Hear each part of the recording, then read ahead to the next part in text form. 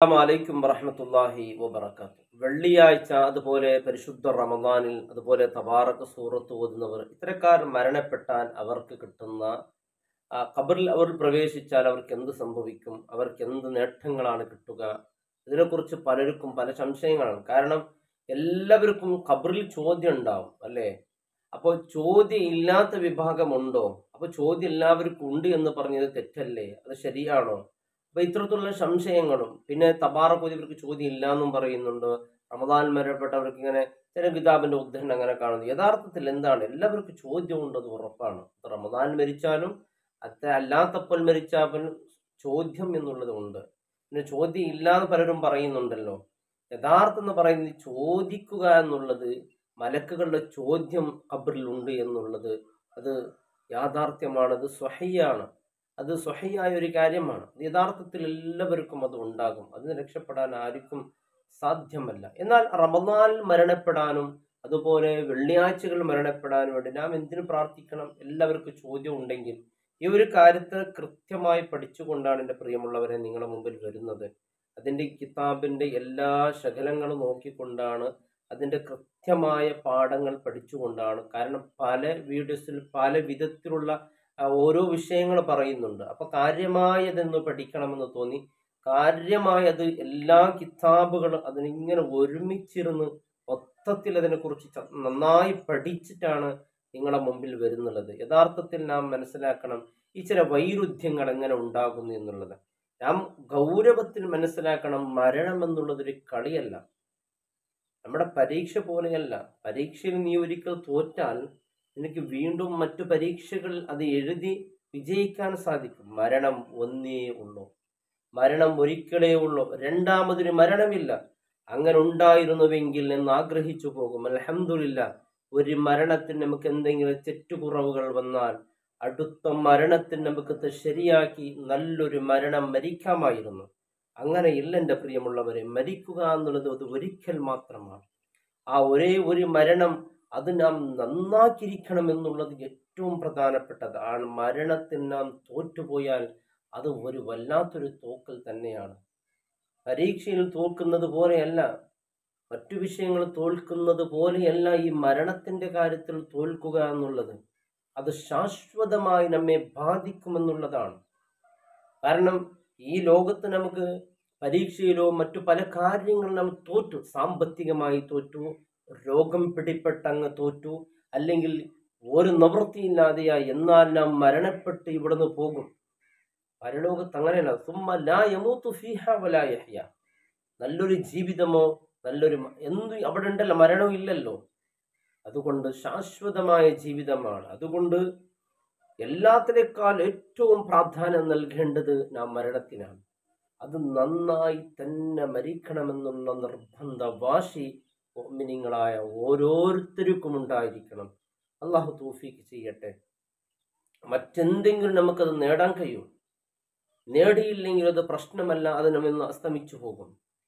മരണം എന്നുള്ളത് അവസാനം അത് മരിക്കുമ്പോൾ ആഖിബത്ത് നന്നായി നല്ല നിലക്ക് ബറാത്ത് രാത്രിയൊക്കെ അവസാനം ഓതിയ ഒരു യാസീൻ നമ്മുടെ മരണം നന്നാക്കാൻ വേണ്ടിയാണ്. എന്നും പ്രാർത്ഥിക്കണം. അല്ലാഹു റബ്ബ് സുബ്ഹാനഹു വതആല അല്ലാഹുമ്മ ഇജ്അൽ ആഖിറ കലാമിനാ ഇൻദൽ മൗത്ത് ഖൗല ലാ ഇലാഹ ഇല്ലല്ലാഹ് തവഫനാ മുസ്ലിമീന വഅൽഹിഖ്നാ ബിസ്സാലിഹീൻ എന്ന് നാം പ്രാർത്ഥിക്കാറുണ്ട് അല്ലേ? അല്ലാഹു മരിക്കുന്ന നേരം ഈമാനോട് കൂടിയുള്ള നല്ല മരണം അല്ലാഹു നൽകട്ടെ. ചില ആളുകളുടെ മരണം അത്ഭുതപ്പെടുത്തും അല്ലേ? പാവങ്ങൾ, നമ്മുടെ മുമ്പിൽ എന്തുമായിരുന്നില്ല അവർ, വലിയ കമീസോ വലിയ തട്ടോ ഒന്നും ഇല്ലല്ലോ. പാവങ്ങളായി ജീവിച്ചവർ എന്താ അവരുടെ മരണം കണ്ട് കൊതിച്ചു പോവുകയാണ്. ആലിമീങ്ങൾ പോലും കൊതിച്ചു പോകുന്നു. ഇന്നൻ എൻ്റെ വാപ്പയുടെ മരണം കണ്ട് ഞാൻ കൊതിച്ചു പോയി. യാ അല്ലാഹ്, എൻ്റെ വാപ്പ ഒരു സാധുവാണ്. എല്ലാ ആലിമീങ്ങളും ഇങ്ങനെ ഖുർആൻ ഓതിക്കൊണ്ടിരിക്കുന്ന സമയത്താണ് വാപ്പയുടെ റൂഹ് പിരിഞ്ഞു പോകുന്നത്. വാപ്പാക്ക് നീ പൊരുത്തു കൊടുക്കറഹ്മാനെ, ഖബർ വിശാലമാക്ക്. എൻ്റെ വാപ്പ വലിയ ഒരു ആലിമൊന്നുമല്ല, ഒരു സാധാരണക്കാരനാണ്. എന്നാൽ എല്ലാ കാര്യം കൃത്യമായിരുന്നില്ല, എന്നാലും അള്ളാഹു നല്ലൊരു മരണം കൊടുത്തു എന്നുള്ളതാണ്. തിങ്കളാഴ്ച രാത്രി അൽഹംദുലില്ലാഹ്, അള്ളാഹുവെ മനുഷ്യ സഹജമായി വല്ല പാവങ്ങൾ വന്നു പോയിട്ടുണ്ടെങ്കിൽ സർവ്വതും നീ മാഫാക്കി കൊടുക്കണേ റഹ്മാനെ. ഇന്നും എൻ്റെ പെങ്ങന്മാർ വാപ്പയെന്ന് പറയുമ്പോഴേക്ക് പൊട്ടിക്കരയുകയാണ്. വാപ്പയുടെ ഓരോ ഓർമ്മകൾ, വാപ്പ ആ, നടന്ന ഇരുന്ന സ്ഥലങ്ങളൊക്കെ കാണുമ്പോൾ പെട്ടെന്ന് നമ്മുടെ മനസ്സിൽ വരുന്നത് നമ്മുടെ വാപ്പയാണ്. നീ അള്ളാഹു അപ്പാക്ക് നീ പൊരുത്തു കൊടുക്കുക. അതുപോലെ നമ്മുടെ വീഡിയോസ് കാണുന്ന അവരിൽ പലരും മാതാപിതാക്കൾ മരണപ്പെട്ടു പോയവരിക്കും, അവർക്കെല്ലാവർക്കും നീ പൊരുത്തു കൊടുക്കണേ അല്ലാ.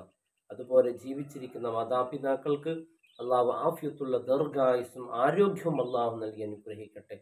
ഈ മരണത്തെക്കുറിച്ച് ഞാൻ മനസ്സിലാക്കുമ്പോൾ, ഈ മരണം വെള്ളിയാഴ്ച, റമദാൻ, അതുപോലെ എല്ലാ താലീമ അള്ളാഹ് ബഹുമാനിച്ചതിന് ബഹുമാനിക്കണം. അള്ളാഹു ബഹുമാനിച്ച് ചില ദിവസങ്ങൾക്ക് ശ്രേഷ്ഠതയുണ്ട്, വെള്ളിയാഴ്ചക്ക് ശ്രേഷ്ഠതയുണ്ട്.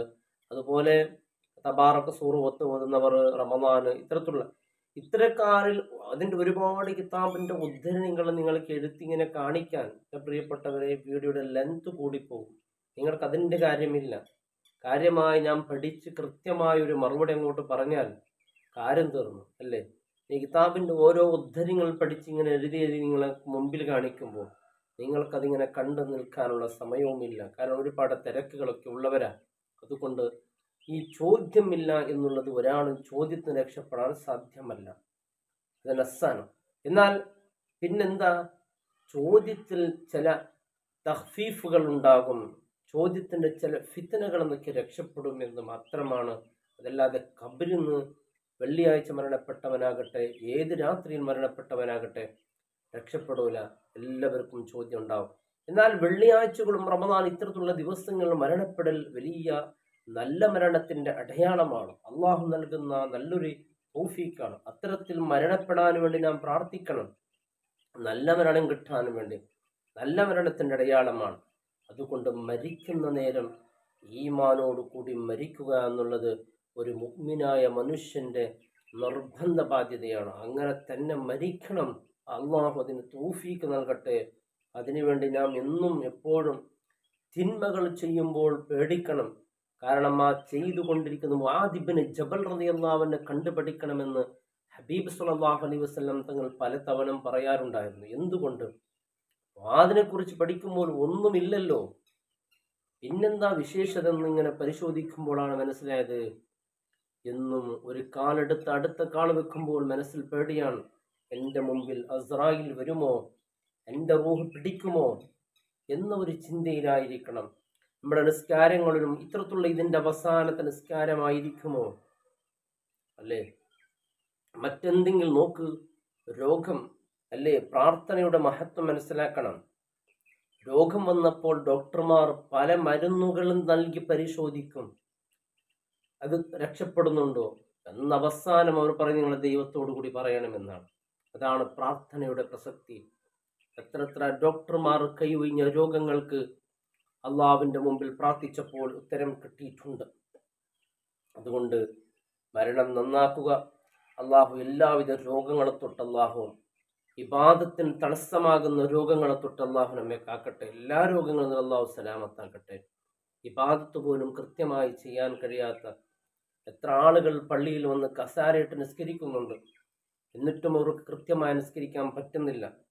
അള്ളാഹു മരണം വരെ നല്ല പരിപൂർണമായി ഇബാദത്ത് ചെയ്യാൻ, ഒരു തടസ്സവുമില്ലാതെ ഇബാദത്ത് ചെയ്യാൻ അള്ളാഹു നമ്മേവർക്കും തൗഫീഖ് നൽകട്ടെ.